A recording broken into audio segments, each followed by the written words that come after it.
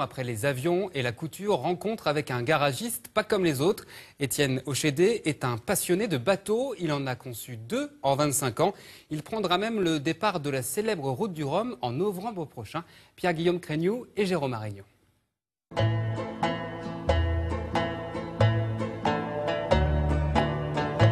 On sait que c'est un problème de recyclage de gaz d'échappement.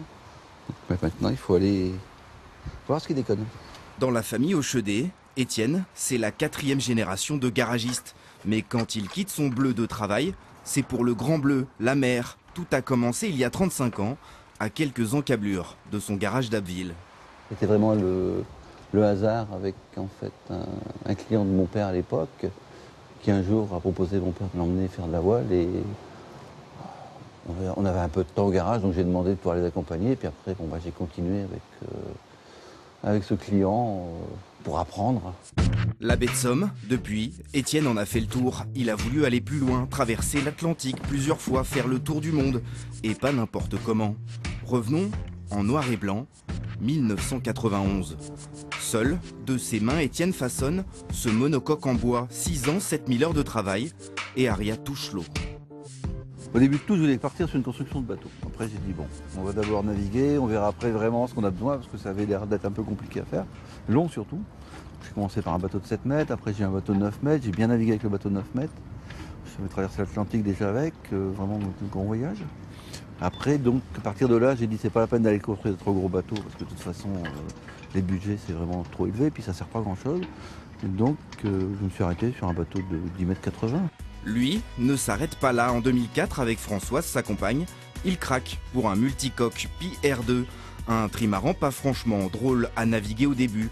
La première course ne se passe pas comme prévu.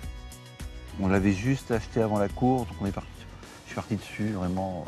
Heureusement qu'on n'a pas eu de mauvais temps parce que je pense qu'il y aurait eu beaucoup de problèmes. Et en rentrant, on a décidé de reprendre complètement en chantier. Une construction bis et 10 ans plus tard, PR2 est paré, prêt à ressortir au printemps depuis Fécamp, son nouveau port d'attache. Mais c'est à Saint-Valery que le Picard vient toujours s'équiper. C'est entre l'écoute et la drisse. Ici, Étienne n'est pas un client comme les autres. Le garagiste ne laisse jamais indifférent.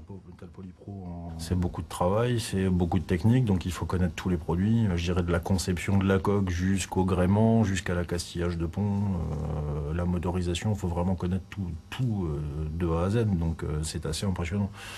Moi, au bout de 20 ans, j'ai du mal à tout connaître, donc ça m'impressionne, ouais, ça m'impressionne beaucoup. En novembre, le skipper prendra la route du Rhum Saint-Malo-Pointe-à-Pitre, une transat exigeante. Mais ce qui tracasse franchement Étienne, c'est plutôt son garage ou comment il tournera sans lui.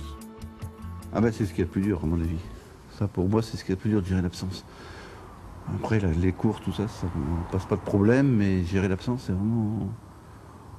ça m'inquiète vraiment quoi. Avis aux amateurs, on cherche un garagiste remplaçant en novembre, car Étienne met les voiles. Bon vent.